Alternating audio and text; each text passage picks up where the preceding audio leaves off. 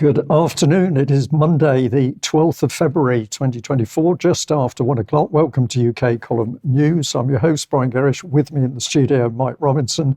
And we're delighted to be joined by Mark Anderson from the States. Well, we're going to get started straight away with what's really disaster in the Royal Navy. We've got quite a strong report on defence today, and I'm going to say we are making the statements we're making out of respect to the members of our armed forces, because it's blatantly apparent that servicemen and women are being betrayed by the British government. But let's kick off with the latest disaster. Well, a little while ago, of course, the Queen Elizabeth aircraft carrier wasn't able to sail due to a propeller shaft problem. I was interested with this headline from Business Insider, because it said the high-profile failure of a $3.7 billion aircraft carrier shows how Britain is struggling to keep up with first-rate militaries. What a true statement there. But this is really the rub, because, of course, the second carrier, HMS Prince of Wales, has now also been unable to sail due to what I would suspect is the same or similar problem. Yes, but hold on a second. The HMS Prince of Wales is only out of dry dock for exactly that problem. Are you suggesting that it's recurred after the fact, after it hasn't sailed anywhere? It's just... I could believe so, Mike, because I think this is an original design problem, and this is going to cause big problems because the people we've spoken to, there's no easy fix around this. So this is design trouble, and they're in big trouble. So no aircraft carriers for the UK. So obviously the Houthis are not going to be seeing this tremendous weapon out in their neck of the woods. I've titled this Orchestrated Breakdown, but not to worry, we can't get an aircraft carrier to sea. But according to the Telegraph defence journalist Danielle Sheridan, the Royal Marine's new vessel to deliver a lethal punch. There we are. There's a picture of the lethal new vessel for the UK. I'm having difficulty keeping a straight face, but this is the reality of the madness. What are we looking at? We're actually looking at an upgraded rubber boat with some machine guns on it. But yes. According to the defence correspondent of the Telegraph, here she is, Danielle Sheridan. And if we have a look at her experience, she's been defence editor for a year and 10 months. Before that, political and defence correspondent. But I'm going to say that this young lady can't cut the mustard, because she should be ripping the Ministry of Defence to pieces. What does she do instead? Well, this is a bit more of her article with some astonishing information. This little boat has been repainted in grey to help it hide, Mike.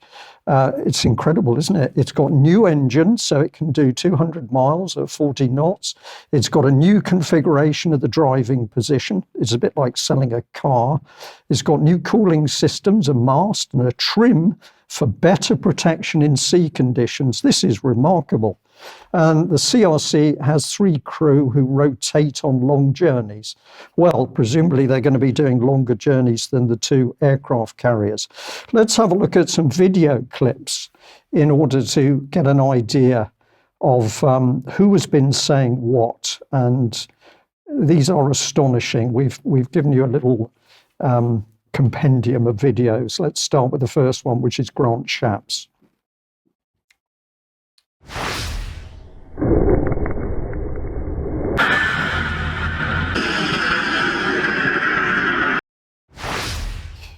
Well, apologies, he wasn't actually speaking, but that was from his Twitter page. And what is he talking about? He's talking about the latest and greatest missiles, which are apparently shooting down the Houthi drones. The only problem is information coming into the UK column says that there's a problem with toxic fumes on board the Royal Navy ships firing these. That is the allegation. We're going to do our very best to see whether we confirm that. But clearly it seems there's some sort of problem there. There's certainly a problem with the carrier. Well, let's have a look at what Admiral Radakin had to say about his duties. We showed this a few months ago. First of all, I do love your office. Did you choose it to make it as like being on a ship as possible without actually being on one? So I suppose we're lucky So this is a fantastic place to base a Navy headquarters. So we're at the top of the harbour, we're on Whale Island, and it's fantastic to have large windows, and it's great for me to be able to look out and see our ships. I think it's less good for our ship CEOs to know that they're under the gaze of the headquarters. In a way, it's reassuring that when you go back to a ship, and whether it's the ladders or it's the food or it's the smell, personally, I don't like going to ships and not going up to the bridge. I love this. This is a brilliant graphic, and to me, this describes the world that we're actually in, which is a world dominated by the sea, and the different colours represent the different trades that go around the world on the sea. What do you make of that, Mike? I don't know what to say. I mean, he likes looking out his window at the ships. We can't get the carriers to sea. The Type 45s can't go into warm water. We got problems with missile systems, propeller shafts, recruiting. But the colours on the map are just wonderful. So where did we send Admiral Radican? We sent him somewhere special to give his expertise on how to fight a land war. Let's just remind ourselves of this little Guardian report here.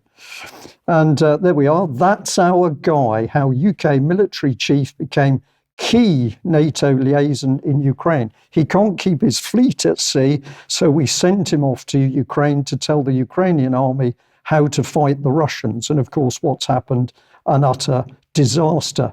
Well, meanwhile, how is the British Army doing? Well, let's go back to a little piece of video clip with General Sir Patrick Sanders to see what he's learnt. And if you're in the army now, you join now, the army you join will look radically different in the course of the next 6 or 7 years. And just to give you a sense of the pace of that, we've now got a really clear sense of our purpose. So the army's purpose is to fight and win wars on land. Well, there we are. Astonishing news from General Sanders. Apparently the army is supposed to fight and win wars on land. It's remarkable. I was under the impression it could have been at sea, but he's happy with that. I think he is at sea, but anyway. So what sort of politicians have brought this madness to the military? Let's have a look at our old friend Ben Wallace. There's a rumour there's a reshuffle tomorrow or the day after. Yeah.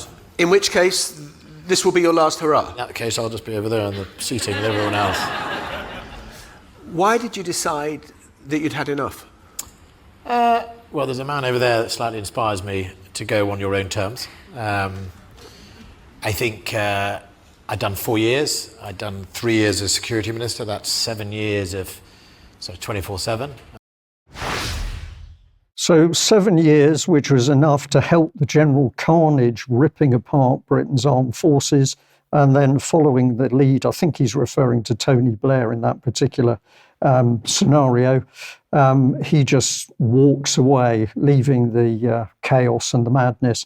Let's have a look at another one. This is James Cartledge talking about procurement. Well, as the new Minister of State for Defence Procurement at the Ministry of Defence, I thought I'd come to Abbey Wood to see D&S, which is about as close to the front line of procurement as you can get, doing all these amazing things, procuring new equipment for our armed forces, maintaining the stuff that's already there. It's been really interesting, and I look forward to working with them in the future.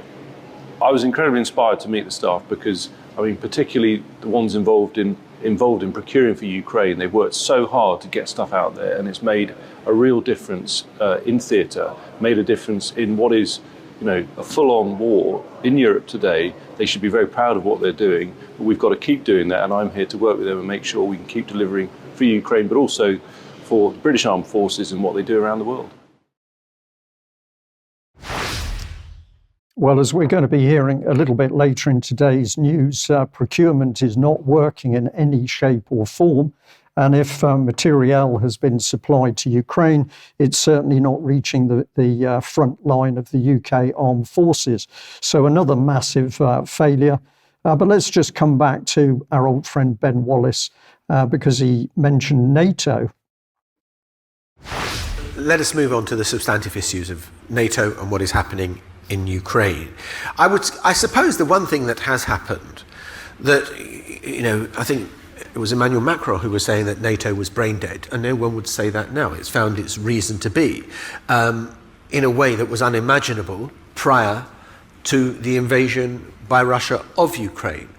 Is NATO in a stronger position? And we hear about the fraying of NATO unity. What is more remarkable in your mind, the fraying or the extent of the unity? Well, first of all, NATO has worked. Throughout this war, Well, of course, NATO hasn't worked throughout the war in Ukraine because, of course, Ukraine is on the verge of defeat, terrible carnage on the battlefield, and it's obvious that the power of the Russian military, even facing the help that NATO can give it, the Russians are coming out on top. Meanwhile, all of the ammunition stocks of NATO have been cleared out, and most of the NATO military are without major equipment because it's been given to Ukraine. So an utter shambles. Is this an accident? I don't think so. I think what we're looking at is the deliberate destruction of Britain's military. But we don't need to worry because the British government is spending pots and pots of money on defence, and they've just published the latest statistics. So they've got a little bit of video that they published on Twitter this morning. What's that? £25 billion, £2 billion coming from Scotland, 186 million coming from Northern Ireland, and so on. So this is all fantastic. Apparently, all of the nations of the UK have increased their spending, and this means that there's an average of £370 per human being in the UK being spent with UK defence companies, and that is supporting 209,000 jobs at the moment. So the British government extremely excited about that. But of course, what they're not excited about was the recent comments from Donald Trump, and he was talking. NATO was busted until I came along. I said, everybody's going to pay. They said, well, if we don't pay, are you still going to protect us? I said, absolutely not. They couldn't believe the answer. They asked me that question. One of the presidents of a big country stood up and said, well, sir, if we don't pay and we're attacked by Russia, will you protect us? I said, you didn't pay? You're delinquent? He said, yes, let's say that happened. No, I would not protect you. In fact, I would encourage them to do whatever the hell they want. You got to pay. You got to pay your bills. So the British politicians and British mainstream press going absolutely nuts over that statement. They're apparently panicking over whether Trump will become president once again. But of course, if they were paying attention, I realize that there have been, 3 prime ministers since Trump originally made these comments. But if we go back to 2017, Trump opened NATO's headquarters in Brussels. We've got a picture of it here. And this was him standing beside Jens Stoltenberg with the 9/11 Article 5 memorial, which is outside the NATO headquarters in Brussels at the moment. But Trump was absolutely clear at that meeting that defence spending by European countries would have to be increased, that the US was no longer going to pay for European defence. Well, this is what he said. I have been very, very direct with Secretary Stoltenberg and members of the alliance in saying that NATO members must finally contribute their fair share and meet their financial obligations.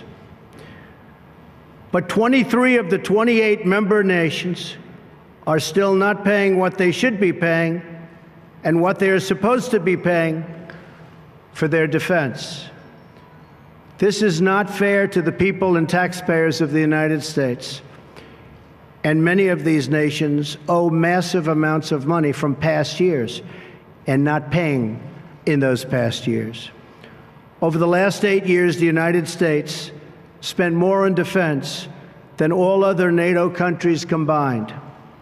If all NATO members had spent just 2% of their GDP on defense last year, we would have had another $119 billion for our collective defense and for the financing of additional NATO reserves.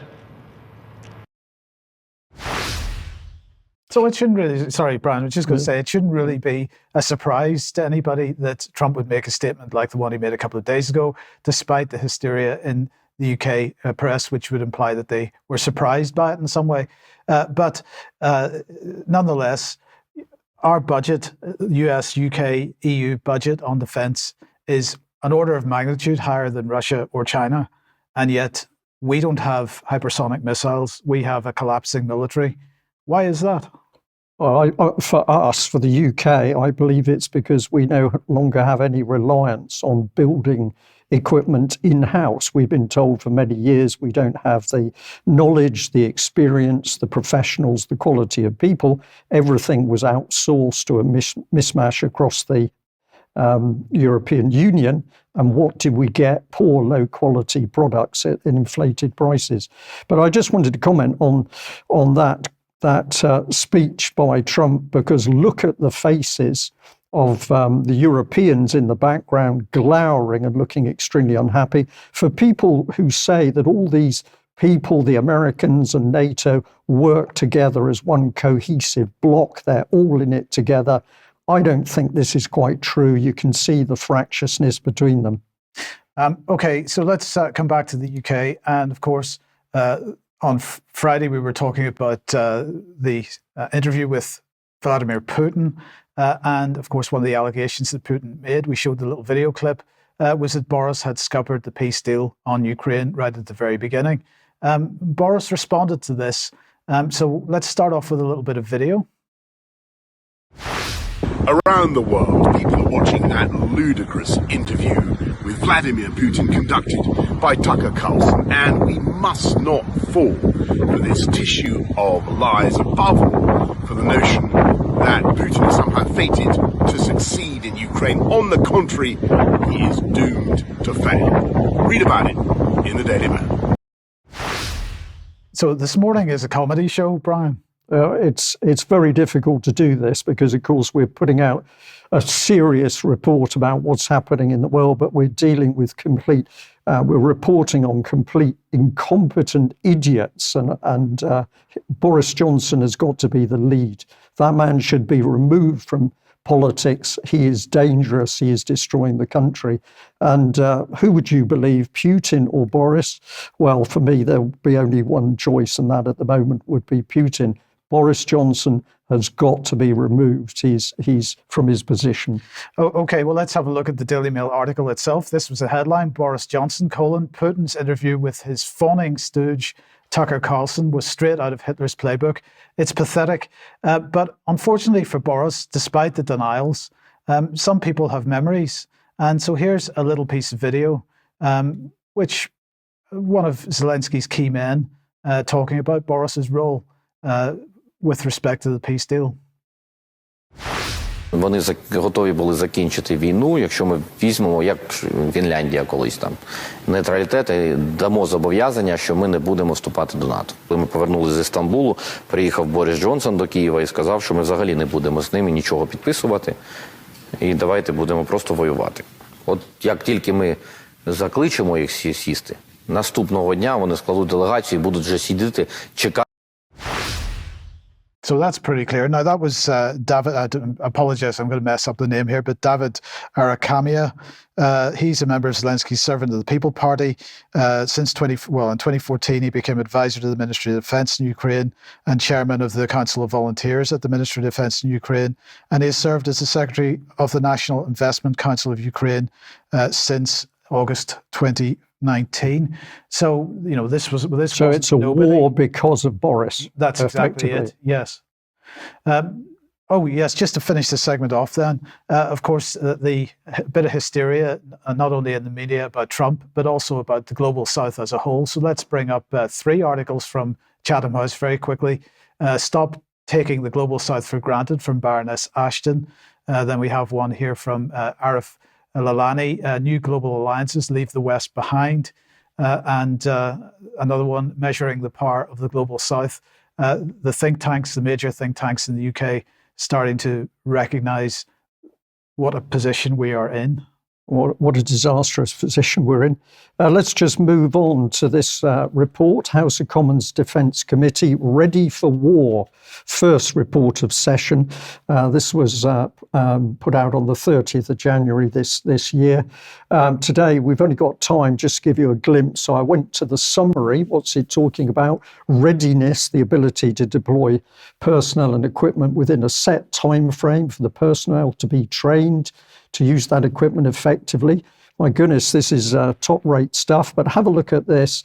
What's being said here, operational readiness, the ability to deploy a force for a standing commitment or respond to a crisis.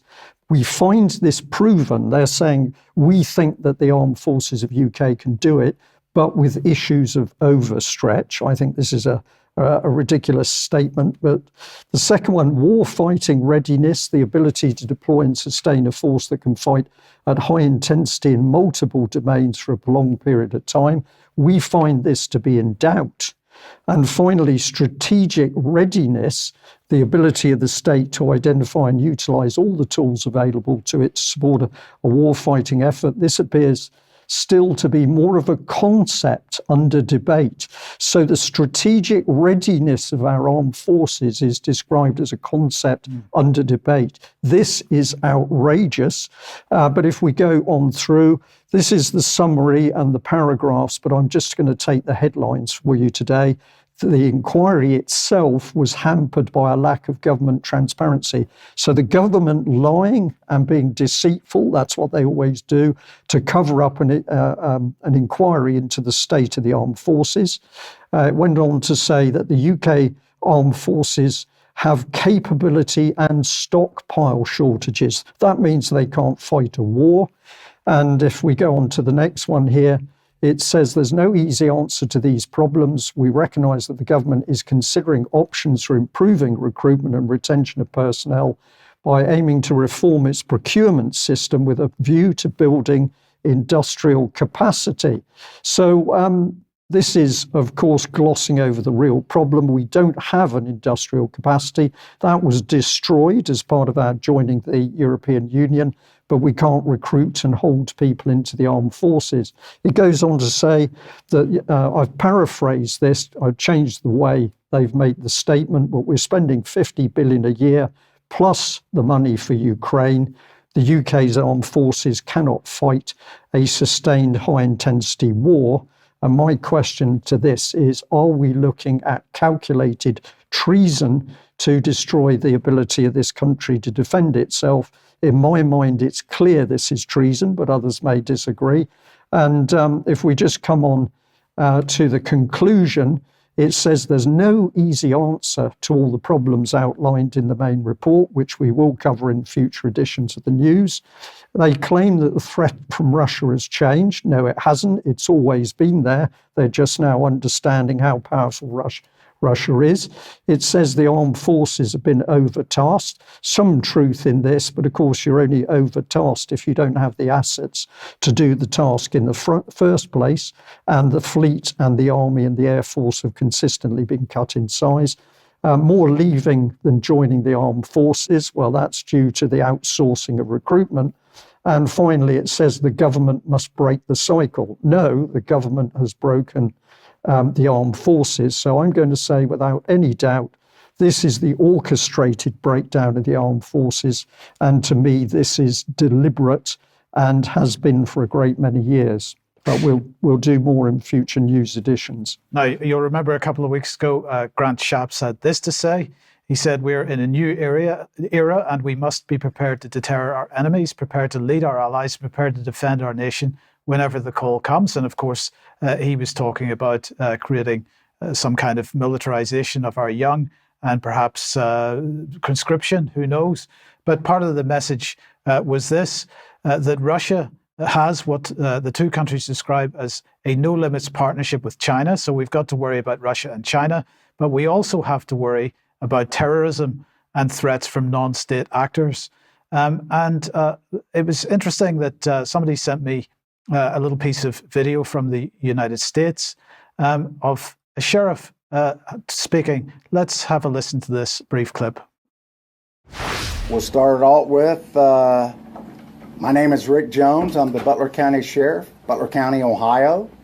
I just came back from a national sheriff's training in D.C.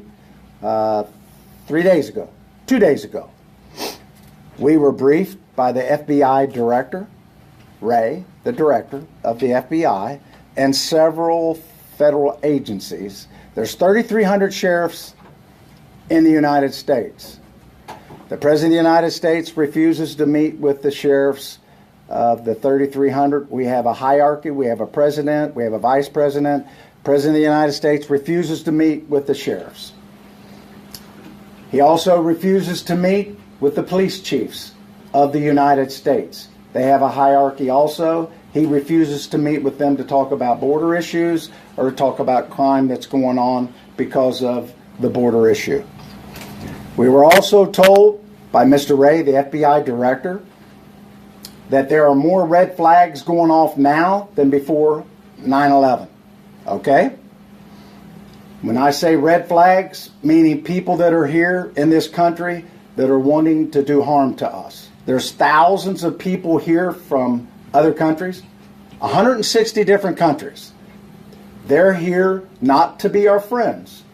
Some of them are coming because they're wanting to come here to the best country in the world, the way we see it. Some are coming here to do harm to us. And we were told by the FBI director, it's not a matter of if, it's a matter of when. So isn't it a coincidence that both the United Kingdom and the United States have the same kind of problem? Isn't it a coincidence that in the UK, it's widely acknowledged that we have seen a lot of young fighting age men being brought into this country in the last couple of years, and the same thing seems to be being warned about in the United States as well. Now, if you remember, if you were watching the Genocide and Empire symposium that we held a few weeks ago, Kevin Ryan was talking about this idea of a structural deep event. And one of the things that he said was a common feature that you might recognize a structural deep event is if you start seeing common narratives in different places around the world at the same time. And I just wanted to sort of draw that to everybody's attention. And maybe we can talk a little bit more with Mark on that in extra. So, Mark, let's bring you onto the program and change topics now onto Agenda 2030. Interesting timing with what you're saying, gentlemen. We have two reports here from the UN, one very recent to the left, Migration and the 2030 Agenda, a guide for practitioners from the Office of Migration of the UN. And the Swiss government has its stamp of approval on that because it was put together in Geneva. The other is all the way from the year 2000, an older report to the right, Replacement Migration. Is it a solution to declining and aging populations? This is the double barrels, gentlemen, of what's going on and why it's happening. You talk about commonalities in the UK and the US, military-age men coming across the border in large numbers. Well, the common framework under which that happens, by all accounts, is coming from the United Nations and is more or less on autopilot. So whatever national governments do, whatever they argue in Congress or Parliament, seems to be spitwads hitting the side of a battleship, if you will. And the UN's philosophy and policies go largely unnoticed, and if they're noticed, largely unchallenged. But we have a little bit that explains this. This is from the Migration and 2030 Agenda. Just to get the core quotes out of this, the 2030 Agenda recognizes migration as a core development consideration, which marks the first time migration is integrated explicitly into the global development agenda. Listen to that. The agenda is relevant to all mobile populations, all, regardless of whether internal or cross-border, displaced or not. Goals and targets will be met for all nations and peoples and all segments of society. It recognizes migrant men, women, and children as a vulnerable group to be protected and as agents of development. All types of migration should also be considered, including displacement. It gets better. Let's move on from there. This is additionally from the one to the left, Migration on the 2030 Agenda, page 13. The last one was page 13 as well. The central reference to migration is made in target 10.7 under the goal. That's one of the 17 strategic development goals of Agenda 2030, 10.7. And that is reduce inequality in and among countries, calling to facilitate orderly, safe, and regular and responsible migration and mobility of people, including through the implementation of planned and well-managed migration policies. And we'll keep explaining it there. So migration fits into the strategic development goals. It's an integral thing. And this is kind of the capstone of this. This is right out of the report. The applicability of all sustainable development goal targets to all countries underlines how each has a role to play in migration and provides a framework for progress toward more effective international governance of migration that is based on global partnerships. There's nothing about national sovereignty ever even recognized here. This moves beyond the notion of classifying countries as origin, transit, or destination and assigning migration roles and responsibilities to them accordingly, and instead proposes that all countries must, I added the emphasis, must engage in migration governance together, page 14. So they're basically saying it doesn't matter where a migrant comes from, doesn't matter where they might be going. People simply have to be untethered and allowed to roam wherever they want, wherever they want. And there's really no real direct or cogent role for national governments to play. They simply need to be part of the global partnership and cooperate under the UN philosophy. So you can see what this does. It basically paralyzes nations from intervening, and therefore they kind of lay back, and the UN policies just kind of keep the wheel turning. So you have what's going on in Britain and what's going on in the United States. Now we have another item of interest. This is sort of icing on the cake. This is the website of the Hebrew Immigrant Aid Society. And this is brought up as an aside. This is their 2020 report. And we'll move on to the next slide from there that fully explains the relevance here. As recent as 2020, the current director of the Department of Homeland Security, Alejandro Ali Mayorkas, was a member of the board of directors. And of course, right around that time, as the year 2021 came around and the Biden administration was seated, he became U.S. Department of Homeland Security Secretary. And this has been cited in some quarters as a massive conflict of interest. Now, he did evidently pull back from being on the board once he became Homeland Security Secretary. But under Obama, he was Deputy Homeland Security Secretary, plus he had one other immigrant-related position.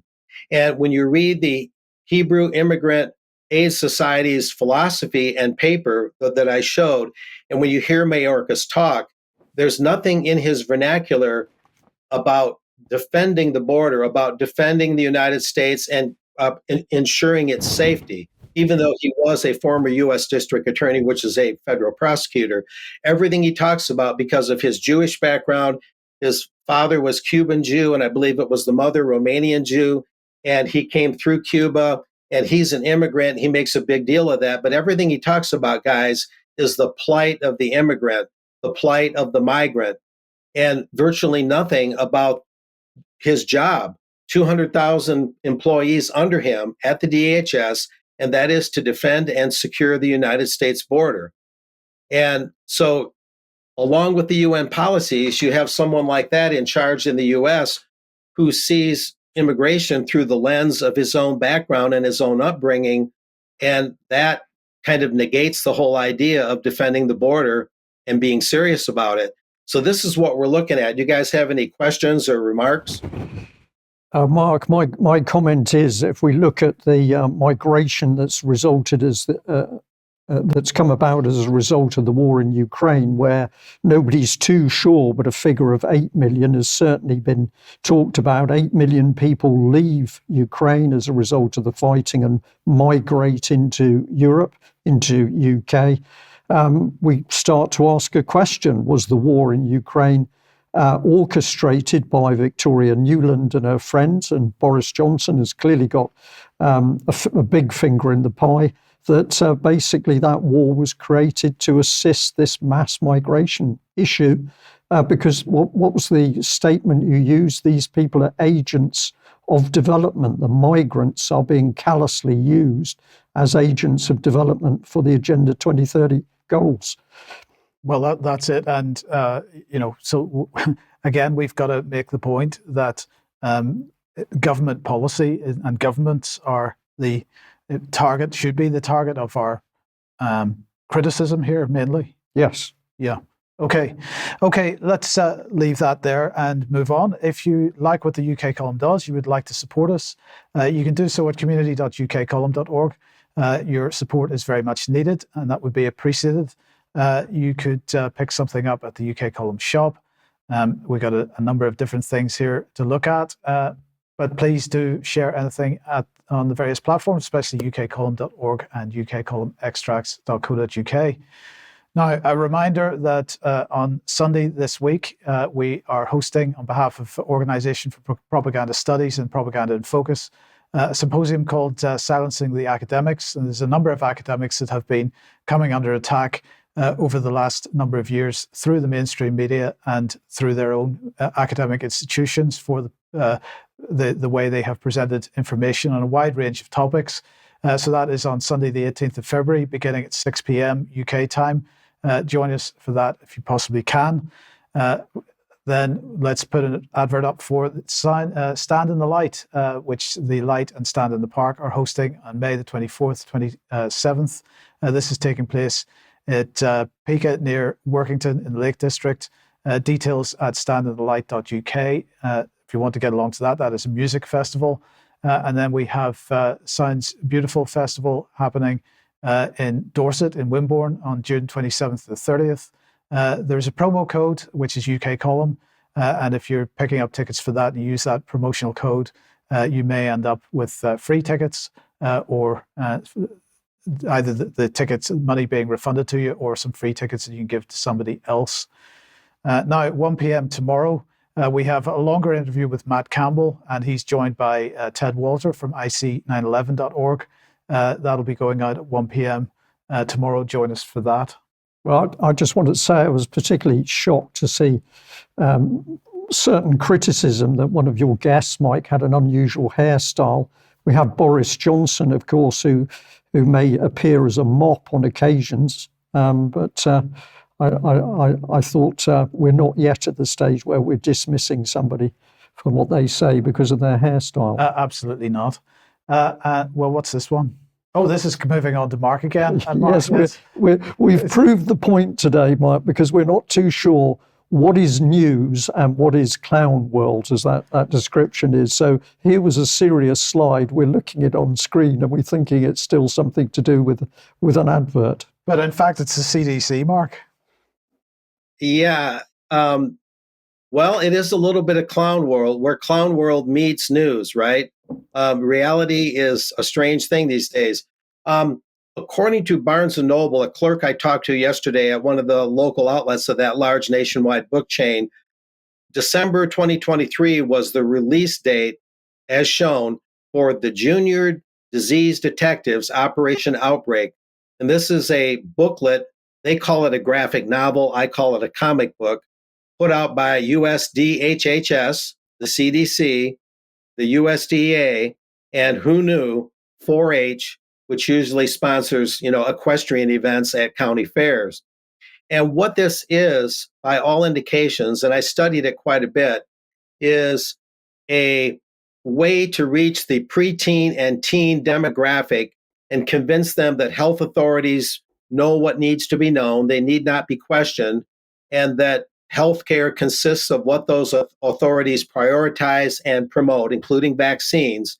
Just trust the science, trust the vaccines. If you want to be good detectives, learn from the CDC and help the CDC root out infectious diseases. Don't be the kind of detective that questions the CDC like UK Column might. You don't want to question them. be the kind of detective that doesn't ask too many questions to authorities, which isn't really a detective at all. But anyway, the foreword just says the following story is a work of fiction, but real public health threats and diseases are presented. The CDC hopes that this story raises youth awareness of infectious diseases and so on, and the threats to public health that they pose. And it talks about the sponsors and whatnot. But moving on from there, this is some samples of what you look at when you open this thing.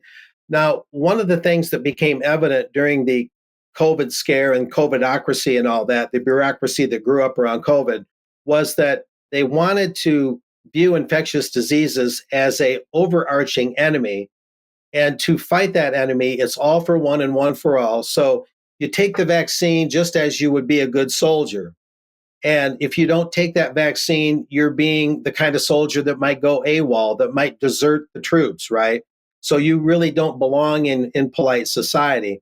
So accordingly, we have in this graphic here that we're showing now, a scene where the teens who are the characters within this graphic novel / comic book are seeing marauding, slobbering germs in the form of an enemy, sort of like the Lord of the Rings, coming over the hill, and they're shooting arrows at them, and they're trying to prevent them from breaching the drawbridge and entering the castle. And here we have one of the characters in this next slide, and influenza is shown as this red-haired, unibrow, demonic, greenish character, kind of green like the Incredible Hulk. So individual germs for individual diseases are shown as individual kinds of ghouls. And this is one example. And here in this next one, just to outline more of the conceptual of what's going on here, the conceptual framework, we have another one of our teen heroes, a character in the graphic novel. He's running away from germs who are, in this case, characterized as red insect-like, almost mantis-style beings that are chasing him, and they're going to kill him, and they're roaring behind him.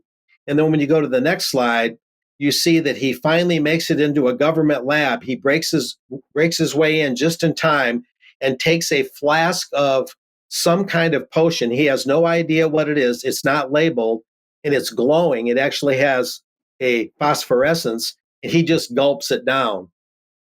So the message is, you can trust the government's potions and concoctions so much. You need only just gulp them down without questioning, and then that disease in the form of a monster will stay away. So this is what it's about. Now, in the next slide, we're going to look at the back cover of this.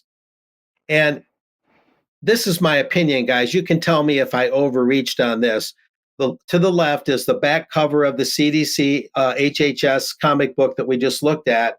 And to the right is from the US sci-fi TV drama from the 1960s, The Twilight Zone with Rod Serling. There's probably more than a passing resemblance there.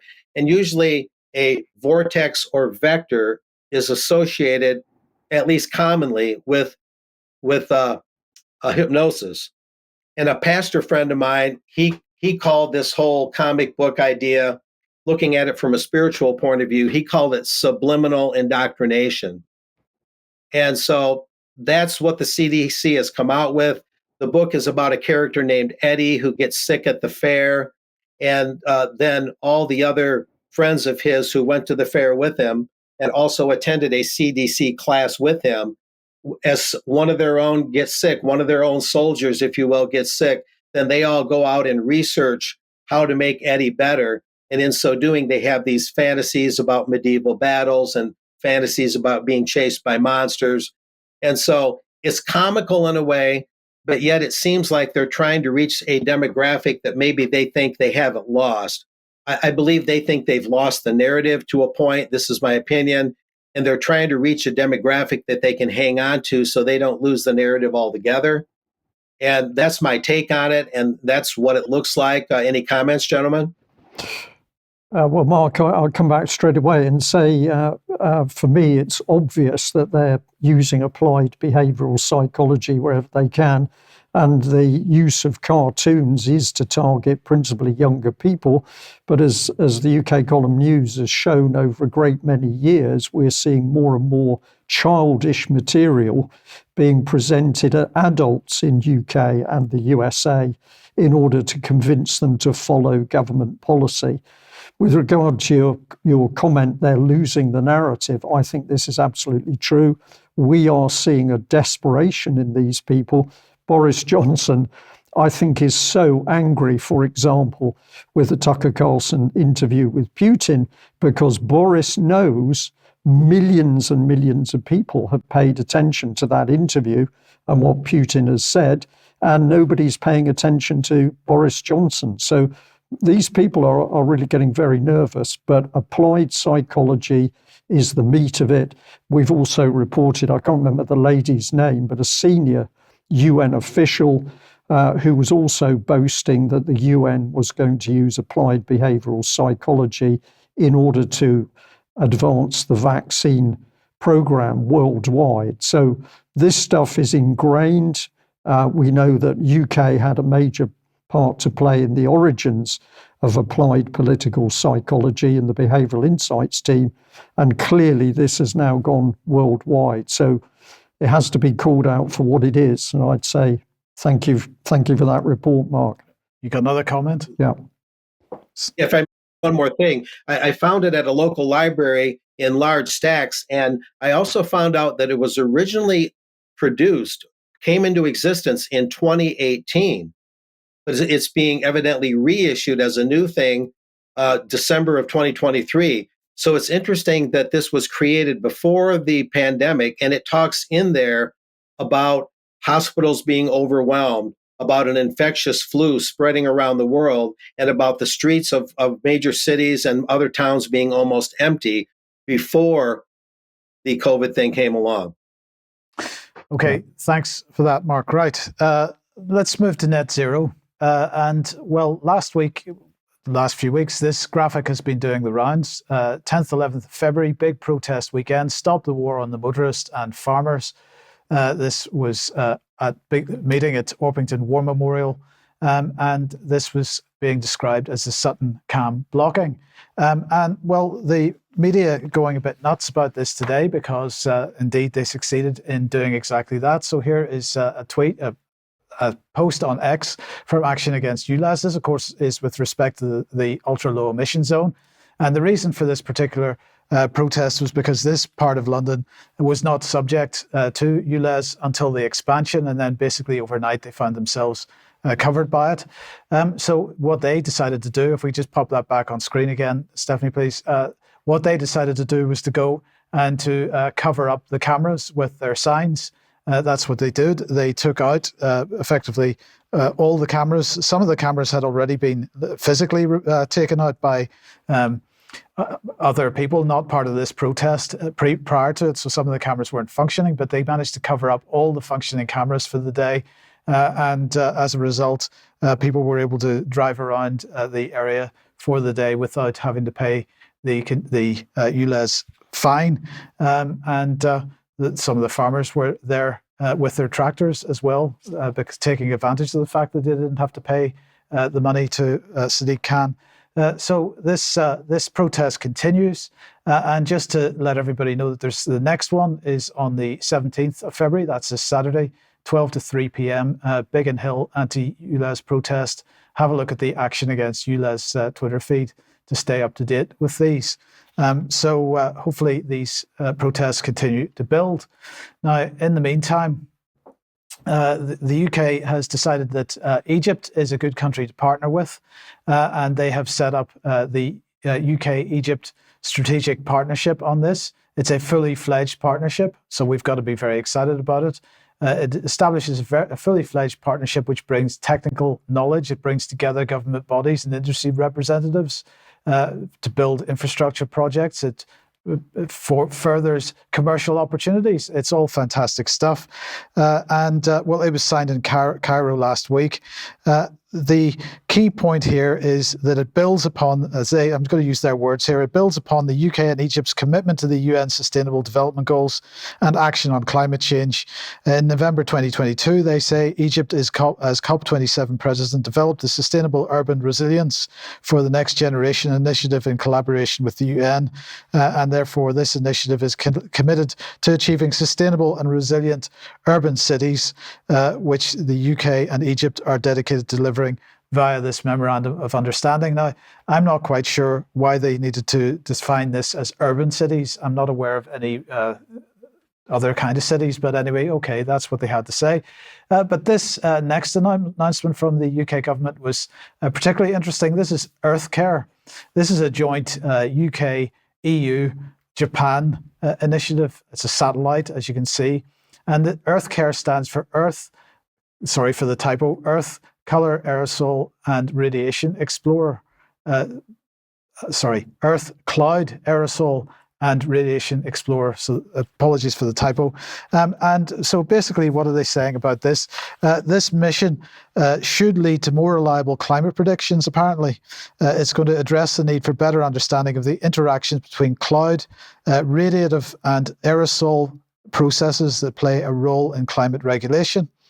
And it's focused on research missions dedicated to specific aspects of our planet's environment, carrying on board leading-edge technologies with the overall emphasis on learning more about the interactions between components and the impact of human activity is having on natural processes. So, I mean, we must applaud that. Well, I'd rather not. Didn't think so. Yeah, I'd rather not on this occasion. But it gets better because the UK is the first major economy, they claim, to report halving emissions since 1990. So there's the graph that they pushed out. This is more exciting news. I don't know why you're not excited about this. Well, I was just going to say, is it a coincidence that we have no industrial base to support the armed forces? Why has this base been cut? We're now starting to see possible policies that explain what's actually taken place. This is absolutely right. And actually, on the EU side of the channel, they have just recognized, or in fact, they're celebrating the fact that they have cut their industrial base by a significant margin. I can't remember the percentage off the top of my head. And therefore, they're well on their way to meeting their net zero policies. But if we pop that one back for a second, you can see the UK compared to the other major economies there. They're particularly worried that the UK is one of only a few countries where emissions are falling. But let's bring the graph on screen here. Reductions in CO2 emissions among G20 countries since 2010. And this is the source for this is apparently Global Carbon Atlas. So they produced a nice little graph here, which shows how well the UK is doing. Well, you can see that, well, according to that, well, this, of course, is from 2020. From 2010. And they were talking about a longer period of time. But since 2010, it looks like we've reduced our carbon emissions, according to the government at least, or according to Global Carbon Atlas, by what's that, about 38%. So that's pretty exciting. We should all be celebrating this. I mean, we are witnessing the shutdown of our industries. We no longer have a steel industry in the UK as a result of this policy. ULEZ, of course, fantastic policy. I hope everybody's appreciating the sarcasm in what I'm saying here. But, you know, this is the outcome, and this is what is driving so much of the effects on our lives of what government is doing. It's all net zero that's at the back of it. Yeah, Agenda 2030, net zero, all part of the same library. And of course, Sandy Adams, who will be with us on Wednesday, has been talking about this subject for a great many years, exposing it. Well, we're not worried about CO2 in Ukraine because the bloodshed goes on. But of course, the reality is that things are very, very bad now for Ukraine as they have run out of men. And they are running out of munitions, particularly artillery ammunition, because the West is simply unable to supply their needs, because of course, excuse me, the industrial base has been cut in the West, and we're now starting to see governments surprised that they can't actually produce shells. Now, we're not saying we should be able to produce all these munitions to support wars. We are taking this from a position of peace, but reporting what is taking place in a structured way. We have to point out what's going on here. So Ukraine now being deserted by both the US and the EU and effectively the UK, because if some money is coming through, the ammunition that they need is not coming through, and this is now telling on the front line. So at the moment, Russia is pressing forward right the way across the front lines, and the thing which is now obvious to see is that claims of a frozen front are simply nonsense. The Russians are being very slow and methodical in what they're doing, but the key battle taking place at the moment is the telling one in this war, and this is Avdiivka, which we'll just bring on screen. And as always, I give great credit to the online reporters. I've chosen Weeb Union here. The title for this particular map, which I'll explain a little bit more in the moment, is Avdiivka Endgame.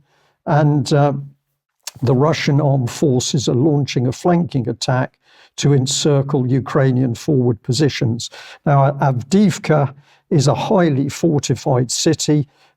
For years and years, the Ukrainians have been building fortifications in this city. But what's now taken place is the Ukrainians from the top right of the Russians from the top right of your screen have penetrated the outer defences, and they have now effectively cut the city in two, creating one major cauldron, as the Russians call it, where if the Ukrainian troops do not retreat, they will be caught up in this cauldron and either killed or captured. What is Zelensky doing? Well, having got rid of Zaluzhny, his trusted head of the armed forces, and brought in Syrskyi, his yes man, the aim of the Ukrainians is to bring even more troops in to try and prop up this failing situation. But of course, the real sad point is the troops are extremely low grade with very little training, and the mobilization teams in Ukraine are having huge problems in getting men of proper fighting age. So we've got elderly men, we've got young men. It's also been reported that people with injuries, even mental health problems, are being dragged into the fighting. And of course, they're not going to last long. And alongside, we've got the pitiful pictures of young women kitted out to go and fight the Russians in this cauldron, where they are going to die, adding to the horrific numbers that we've already seen. So the last figure that UK Column News reported was 410,000 dead for the Ukrainians. We can't confirm that figure, but we can say it makes sense with all the other reports.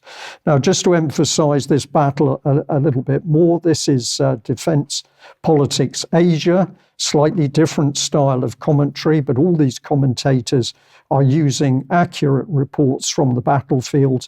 And he's focused in here showing the Russian pincer into Avdiivka city and how the movement towards the northwest, to the left of your screen, is towards the heavily defended industrial areas, which form really the Ukrainian main bastion to the north.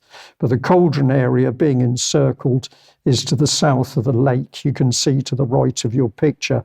And I do encourage people to go and have a look at these reports, not only by Defense Politics Asia and Weeb Union, but also Free Russia, the Military Summary Channel, and Rebar, because you will be getting the facts of the battle contrary to the sheer nonsense put out by the British Ministry of Defence and the BBC.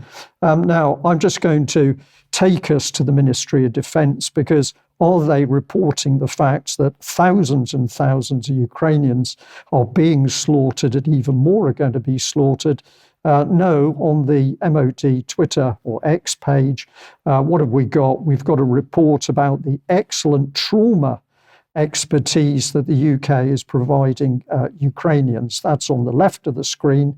And the text image on the right of the screen is the bizarre claim that Russia has now run out of doctors inside Russia because of the extent of its own casualties on the front. This is completely 180 degrees out from the truth. And I think it's really just appalling to see what's being done here, the propaganda from the United Kingdom and the Ministry of Defence. But I'm just going to end on this, which somebody kindly emailed through. We're back on a report from the Telegraph, and it says that soldiers have been told to avoid, quote, Christian elements in acts of remembrance. And I was very interested in this because, of course, we're consistently heading in what I regard as a demonic direction with policy from the UK government.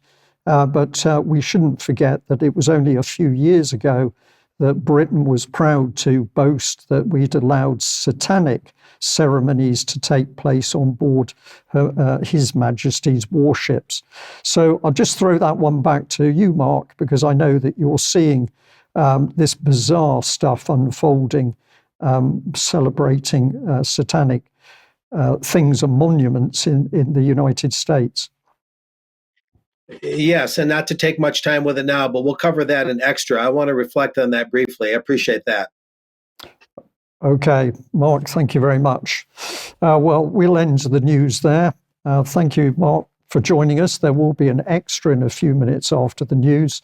And I just want to end by saying a huge thank you to the people who support the UK column financially, because out of the multitude of our viewers, we know this is still relatively few people, but we thoroughly, we're so thank you for your support, and it's your financial support that keeps this channel going. So thank you very much indeed. We'll end there. Thanks for joining us. Bye-bye.